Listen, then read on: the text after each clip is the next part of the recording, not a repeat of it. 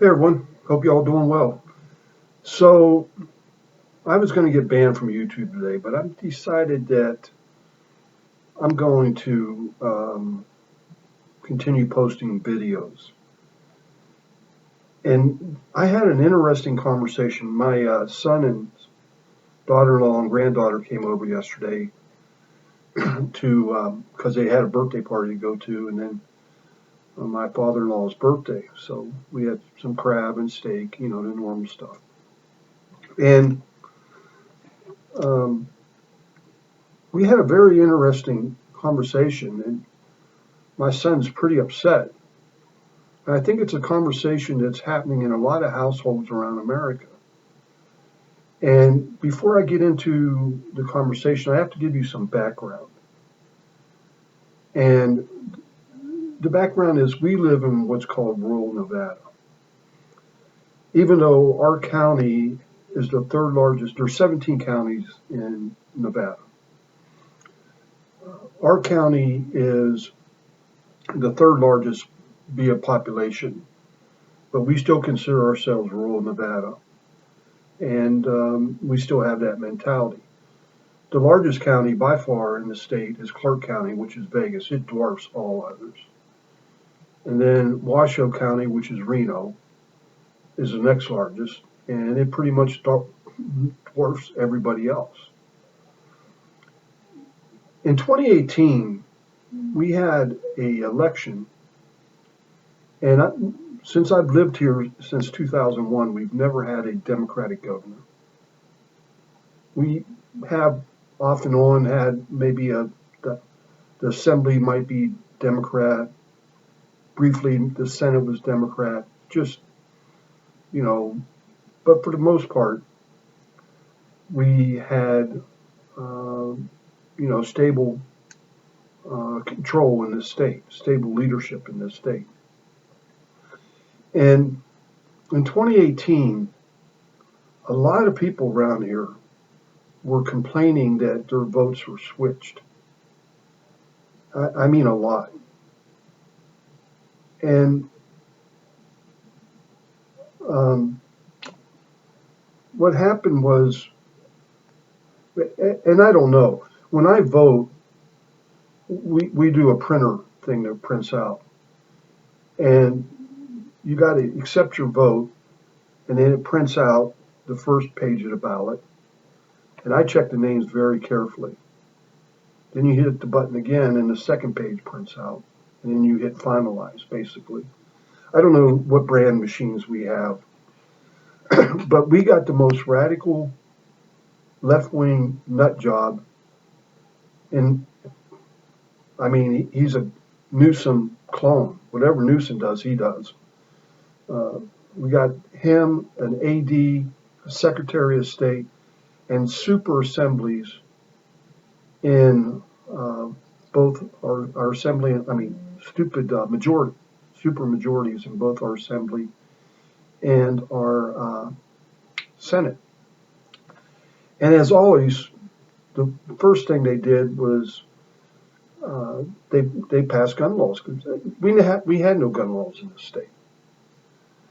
And I mean, they basically passed registration. You had to, if you sold a gun, you had to get the background check.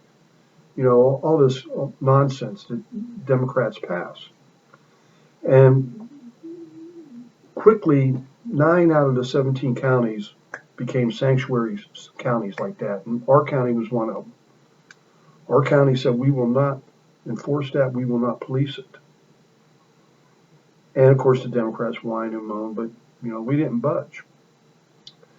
Well, when the governor ordered everything to shut down because of coronavirus earlier this year, a lot of businesses ignored it. The ones that couldn't ignore it were the casinos because they take away their gaming license, and so they all closed. And you know, while my wife and daughter-in-law and granddaughter was at the birthday party, took my son over. We got this brewery, which was the first brewery in Lyon County.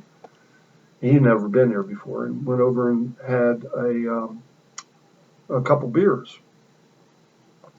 And he was talking to the owner of the place. I'd known this story already, but and he says, "Well, did you guys have to shut down when?" He said, the owner, I wasn't going to shut down. I'd close the blinds. I do all this." He said, "But all the sheriff deputies come in and he said, well, we're not policing that. Screw Sisak. That's our governor, Sisak. We're not enforcing it." And even the sheriff came into this place, while they were supposedly shut down. He says, "Well, what happens if somebody reports me?" And the sheriff said, "Well, then we got to send somebody over and give you a warning." The owner said, "Got it." So that's the type of mentality that you have around here. And my son's question to me, and he was pretty fired up about it, was, if some of these states do succeed, do we go to these states or do we fight for Northern Nevada? Because he said the problem's not Northern Nevada. Northern Nevada would happily exchange Las Vegas to California for Northern California, not including Sacramento, but north of there. We have way more in common with Northern California than we do Vegas. And Northern California has way more in common with us than they do with the Bay Area or LA. And likewise, Vegas has more in common with California. It's just a fact of life. And, I'm a West Virginian, and, you got to understand the mentality for West Virginia. Once a mountaineer, always a mountaineer. We used to sign off after football games with a win, and wherever you may be, it's a great time to be a mountaineer. And it's just in our blood. And I told him, I said, well, if West Virginia succeeds, I'm no longer an American. I'm going with West Virginia. I'm a West Virginian first. But his question was a good question, because not all California